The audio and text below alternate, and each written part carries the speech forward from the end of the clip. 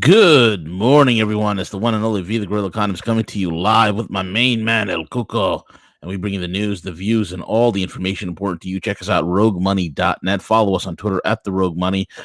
Rogue Money, DTube, Steam It, podcasting app, everything known to humanity. And I'm just blabbering at the mouth like a fool. Anyway, we're everywhere you'd want us to be. Also, check out our sponsors, mycbdedibles.com, whether you want a delicious Java that is infused with CBD isolates, then you need to go to mycbdedibles.com. Those delicious chocolate, peanut butter, Buckeyes, those yummy, delectable almond pecan coconut truffles. I mean, the list goes on and on and on. The granola bars. I mean, the doggy treats. Hell, I'll even eat the doggy treats because they're so damn good. I mean, they're peanut butter based, right, Siege? The doggy treats. Mostly, yeah, peanut butter and oats. Yeah, so very There you healthy. go. Absolutely. There you go. So I'll eat those as well. Why not? Why not? Whatever tickles your fancy. Maybe you're in your bunker. You're tired of all the cat food because you trapped yourself in your bunker because of all the FUD. Because you listen to people that tell you the market's going to crash tomorrow morning and it's the end of the world. And switch up the cat food. Go to mycbdedibles.com. Get yourself the doggy treats and upgrade your life. Oh man, I'm terrible. I like I'm it just though. terrible. Also check out the crypto school, my crypto school, thecryptoschool.io, thecryptoschool.io. Whether it is for learning about cryptocurrencies with their video education series or learning to trade in the Watchers Trade Room, which is right now over 400 members and growing exponentially. Folks, there's a reason why the room and the trade room is an explosive growth, and that has everything to do with the fact that these guys get results. People are paying for their memberships within a day. They're literally paying for months and months of memberships within a day or two of trading. There are people literally that have quit their day jobs, and this is all they do. This is all they do. I mean, it's crazy. We have people who've worked in veterinary medicine, people who worked in regular medicine, people who worked in the oil and gas industry that have lost their jobs or whatnot. And instead of just sitting around thumbing them, twiddling their thumbs, they're like, hey, you know what? They're in the room, they're trading, and they're making money. And check it out. So thecryptoschool.io. All the links are in the description box as well. And folks, also check out our liquidation platform, liquidbase.io. Liquidbase.io. Are you scared? Are you terrified that if you liquidate your cryptos, you're worried about what's Coinbase and Kraken and all these other idiots reporting on you? Well, you don't have to worry about that anymore. Go to the liquidbase.io, and liquidate with Liquidbase. Liquidity is the product, liquidbase.io. And with that being said, Siege, what's crack-a-lackin', brother? How are you? Hey, doing great, V. I think I had a little practice run last night at preparing for your show tonight on Coast to Coast AM. Yes. So for our listeners, we will be simulcasting that like we did the last time. And so make sure to tune in. It is on the front page right now of coast to coast am.com. So check it out. Economic Paradigm with V. And that's going to run this evening or this morning early from 1 a.m. to 3 a.m. Eastern Standard Time. Absolutely. So I'm looking forward to it, man. I'm gonna have some exciting things to say with George Nuri tonight. So it's gonna be a lot of fun. So keep it locked and loaded here. The simulcast will begin 1 a.m. Eastern Standard Time, 11 p.m. Pacific. So get ready to rock and roll with that. Siege, what do you want to talk about, brother? What do you want to talk about, man? Well, I think last night Trump nominated a new Supreme Court justice, and what was funny was even before he announced anyone, he could have assigned like Nancy Pelosi, and they still would have been outraged and not even understood why they were outraged. Yeah, good point. He could have nominated Nancy Pelosi, and they'd still be in outrage because there's no right that Trump could do. Forget the fact that unemployment rates among minorities like blacks and Hispanics are the lowest they've ever been, ever. And all of a sudden, you know what? Nope, that don't matter. That don't matter. Forget the fact that the U.S. has pretty much is getting its respect back. It's forget the fact that the U.S. is the deep state is being dealt with. Forget about all those facts. I mean, just Trump can't do no right in their eyes. He can do no right, and he could have he could have nominated Hillary Clinton for the Supreme Court justice, and they'd have something to say about it. Speaking of Hillary Clinton, man, did you hear that she is going to be running in 2020? Oh, you know it. You know she's preparing for it. I can't wait. People that get that obsessed about a position, everything, they just end up losing their minds about. I love it. Having that. Yeah, I love it. You know what happened? Because the last few months or so, the retarded progressives, the regressive left. I don't like to call them the progressive left. I would call them the regressive left. And their army of millennials, who they want democratic socialism, CJ, because the 1% is different from the 99% who take the 3% and divide it by 5%, and then you have 90% who keep all the profits of the 1%.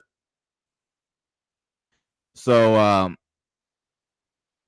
it's funny to see these idiots, these liberals, okay, who are out there screaming their heads off and whatnot, thinking they have a voice. They don't understand they're with the most corrupt political party in the entire universe.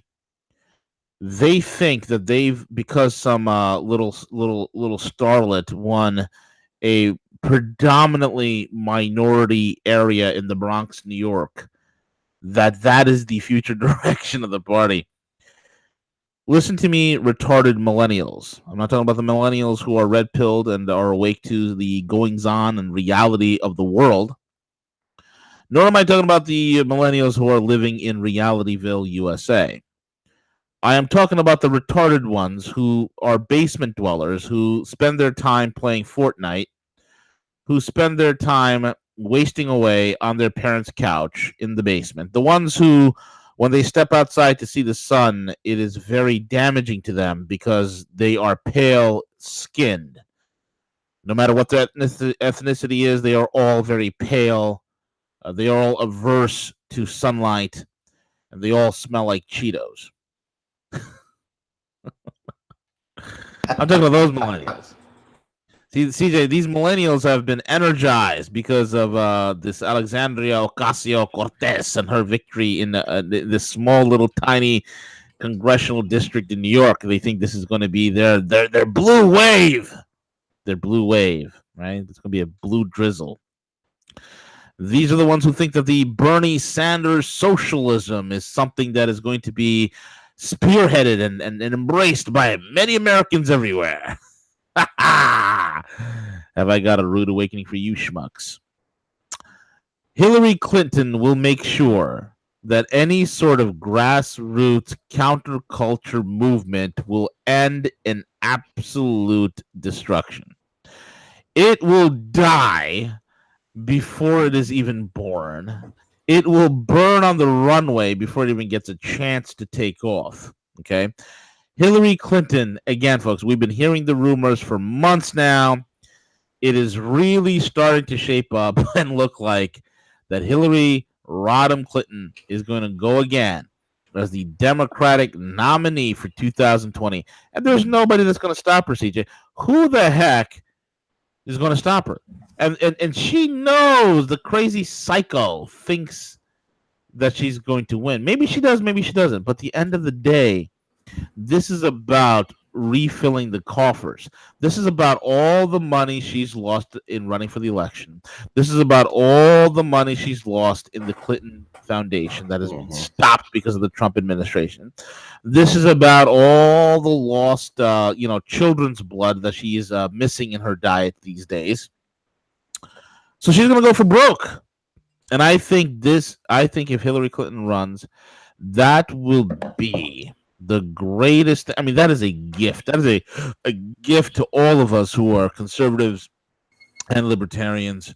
It is an absolute gift to all of us because we could not ask for a better person to run again, ruining and dashing to pieces the hopes and dreams of all the basement dwellers, CJ. I love it. Yeah. I hope that really happens. Yeah, there's a lot of signs to validate that. Her continuing the entire speaking series, her book, her disbelief that she won the election, she won the popular vote. So mentally, she felt that she really won the election. And there's certain signs that I kind of look to. So that was one of them. Right. Recently at a Democratic fundraising, she was the keynote speaker. That kind of second validates it. I truly believe, as crazy as this may sound, I really think Justice Kennedy resignation, he had no really good reason for resigning. I really think that was timed. Yeah. And I really think it was timed in a couple different areas, primarily because the Democratic overall, the party has no really platform to advocate, and that they have nothing on the dock of anything, any type of goals, anything that was really achieved the past couple of years, other disruption. And the sole ability to ignite this entire female vote, this rights that this movement that, hey, our rights are going to be taken away, has really resonated. So I think that they felt the need, because their base was so flat, that they needed something. And so I think this Supreme Court justice pick, I think was part of it, was to try to reignite the base that, hey, we need to do something has to happen. So I think that that's part of that continued movement with that. Now, there is a little reason to caution with Kavanaugh, Trump's selection, and that's that in previous decisions, Kavanaugh has cited that overall data grabbing on mass scale through the CIA is not protected under the Fourth Amendment. So we know that staunch conservatives, staunch libertarians like Rand Paul are going to probably have a little bit of an issue. I have an issue with that. I firmly believe the government should not have a dragnet to capture our metadata, everything else, and then turn around and use that with us in surveillance without some type of permission. I think it clearly violates the Fourth Amendment. So I'm concerned about that as well. We think of Ross Ulbricht, our support for him. So there is reason for caution. It'll be interesting to see Rand Paul's questioning of Kavanaugh through through his confirmation hearings. Absolutely, my man. Absolutely, 1000%. It's going to be interesting. And I think right now you've seen the left going into meltdown. It's hilarious. I absolutely love it. And here's another thing for the left to go into meltdown. CJ, we have right now Texas landowners get government letters notifying of tactical infrastructure such as a border wall. The latest indication of the Trump administration may actually build the president's long-promised wall at the U.S.-Mexico border. South Texas landowners report receiving letters from the government notifying them their land will be surveyed for tactical infrastructure. State Congressman Henry Kuehler says that over 200 survey requests have been made by the U.S. Customs in Star and Hidalgo counties alone. The mayor of the Escobares, a tiny town of just 2,500 residents, which borders Mexico on the Rio Grande River, says locals have received letters from the Army Corps of Engineers and the U.S. Customs and Border Protection a few weeks ago seeking consent to survey the land. This is hot on the heels of the crying and the screaming and the gnashing of teeth of the children, the poor children being separated. So this is another defeat to the left, my man. Yeah, I mean, it's just I can't understand the mentality around it. Part of my my liberty, my freedom says, hey, as far as borders, but we have already immigration policies in place. I'm not sure how many times that we have to explain it to these people that there is a right way to come to a country and there's a wrong way. And these individuals who are placing their kids in harm's way are typically, but not all, are either, coyotes, or perhaps they have attempted to kidnap children, smuggle them across because they feel safer with kids with them, that perhaps their crime, their punishment will be less harsh. I have a significant amount of family in Mexico that I connect with, and they're there doing their thing. they're working hard, providing for their families, making a living. Right. They're not there trying to escape. And would they like to come here and visit and aspire to be here in America? Absolutely. But I think that question has to be raised: is it why specifically do we not understand that risk that these people? I mean, we hear it all the time, right? That some budget truck or whatever is found with, kids in the back of it and everything else. I mean, it's just terrible. We have to have something. Every other country does it, right? Try sneaking into Mexico and see what happens to you, right? Yeah. You get sent to prison.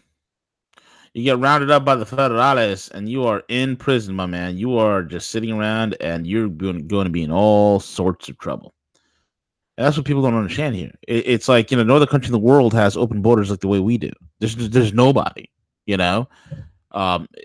about time we put Americans first. You see, here's the funny thing, man. When you look at Democrats, right? You look at the fact that Democrats are all about cheap labor, more so than any other party. Okay, more so than any other party. They're so about cheap labor. They've literally lost their crap. They've literally crapped the bed when Lincoln won the presidency on an anti-slavery, on an abolitionist platform. They lost their crap. Okay, why? Because they love that cheap labor. And so what is the first thing the Democrats do after having an actor by the name of John Wilkes Booth kill Lincoln? What did they do? Well, they took a lot of the, poor whites that are in the area that felt disenfranchised and robbed that are in the South, and they created the KKK. Right? That's what they did. That's exactly what they did. The Democrats created the Ku Klux Klan. In fact, some of the greatest Democratic senators, like James Byrd, were former Klansmen. Hillary and Bill Clinton's mentor in Arkansas, whose name I cannot remember at the moment, but they made a statue towards this guy. He's a former Klansman, Grand Dragon, Grand Wizard, Vizier, whatever the hell his name is, of the Ku Klux Klan, whatever that title is. And so you fast forward to today, right? First, it was the black African slaves. Then in the mid 2000s with Obama, he cracked open the border, and we had the train loads of illegals coming in on a daily and monthly basis. We have the influx coming in of migrants from the South. Love that cheap labor. Love that cheap labor. Love it. The Democrats know that these people never amount to much of anything. They know that. They know they're not going to climb the social ladders, the economic ladders. They know that. They know it's going to be a permanent slave wage class. Throw them a couple of crumbs off the table. Give them all sorts of free stuff. And they'll vote for you. They'll vote for you. Universal income. Oh, yeah, here you go. $12,000 a year, universal income. And they'll vote for you. They'll keep you in power. You see, these people are idiots. They're sick. They're sick in the head. And then fast forward to today, Trump wins the office. Wants to revitalize minority neighborhoods in black and Hispanic areas. And what do the Democrats do? They go out to a whole bunch of blacks and Hispanics who feel disenfranchised. And next, here comes Black Lives Matter. Here comes this matters and that matters, and everybody's hooting and rioting, and don't realize what the hell they're being rioting for. Democrats love cheap labor. They love it more than anybody else. And there's Republicans too that love it. I'm not gonna give them a free pass here. But overall, the establishment loves it. And the problem is, folks, cheap labor drives it literally crushes and takes away jobs from Americans. It's a big problem. It's a huge problem. I've seen it here in New York with a lot of the construction unions, where union jobs, that go for American citizens, American wages, are being sold out to companies who are using illegals. It's a big problem. It's a big problem. Why would I pay such and such an American worker $15 to $20 an hour when I can pay this illegal $5, $8, maybe even $10 an hour at the most? It's a big problem. So this border wall not only takes care of that issue, it also takes care of the human trafficking issue. It also takes care of the drug issue as well. That's why it's important. That's why it's important, man. Anyway, what else is on the hot Yeah, topic? and oh yeah, real quick, I was going to add to that, and it'll be really interesting to see, what happens with, kind of Mexico is almost it's weird in terms of their election that just recently happened. Is it Andres? Yeah, I'm looking at right now. Andres Lopez Obrador, who is the new president, and his background. Everyone is regarding him as kind of like a political outsider, but the last 15, 20 years, he was in politics, just not with the two major parties, in Mexico. He advocates quite a bit for certain aspects of liberty, but then he also has a certain Maduro type socialist flair that's going to be interesting to see what evolves, from that. So, I think that it's been long said that in order to fix the border problem, that you have to fix, Mexico, and we know that the long ties to the drug cartels and the government and how corrupt it is there. That's what fuels that mass exodus of people, particular in the southern part of Mexico, who won out. There's been, very little to none revitalizing the different industries that are available. So it'll be interesting to see what happens with the new president, and see if he can make any type of good reform programs that need to take place. He's promised to help those impoverished area in the South. So we'll see. Long as it's not free money, right? Yeah, exactly correct, my man. Exactly correct. It's unreal. Unreal. Anyway, buddy, we got record stage trade deficits as the trade wars begin. The U.S. merchandise trade deficit with China set a record through May, hitting 152 billion, or is that trillion? This is Billion. yeah, billion. That's I was about to say. I was like, this is weird. Okay, yeah, It 152 does look weird. billion dollars for the first 5 months of 2018, according to the data released by Friday by the Census Bureau. From January through May, the Census Bureau reports the United States exported $52 billion in goods to China, while importing $200 billion in goods from China. That means the dollar value of the goods the U.S. has bought from China so far this year is 3.87 times greater than the dollar value of the goods that China has brought from the United States. Before this year, the largest merchandise trade deficit with China in the first 5 months of the year was in 2015, when it hit $150 billion in constant May 2018 dollars. Let's see how this thing plays out, folks. I mean, we got the trade war going. It's raging. I have a feeling things will actually work out better. It's, take it for what it's worth. But I have a feeling that this trade war is gonna be all right. The trade war is gonna be all right. I think the challenging thing, being you've said this numerous times, is the fact that we've got to get back to producing things. Yep. Here's a country, we've got to revitalize our industries.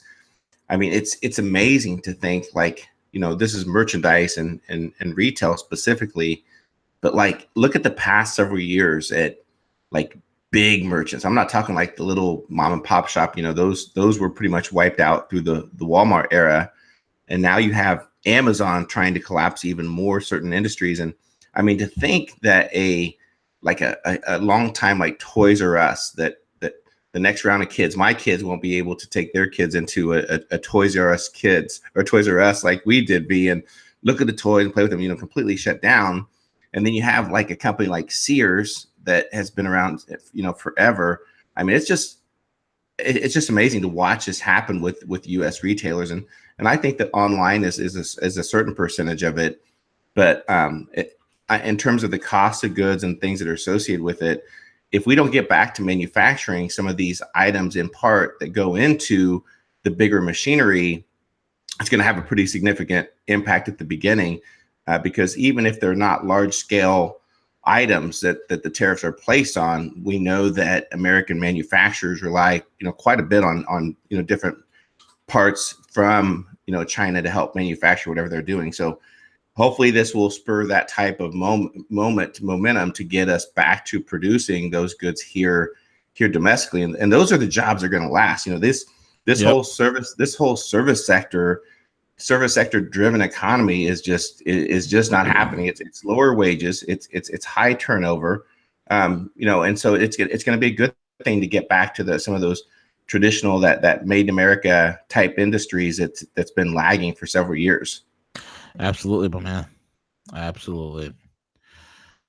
With that being said, strange sonic attack, CJ. This is interesting. I've been tracking this for over a year. It happened, actually 2 years now. It happened back in 2016 when diplomats in the United States Embassy in Cuba reported some hearing loss and mild brain damage after hearing unusual and puzzling sounds.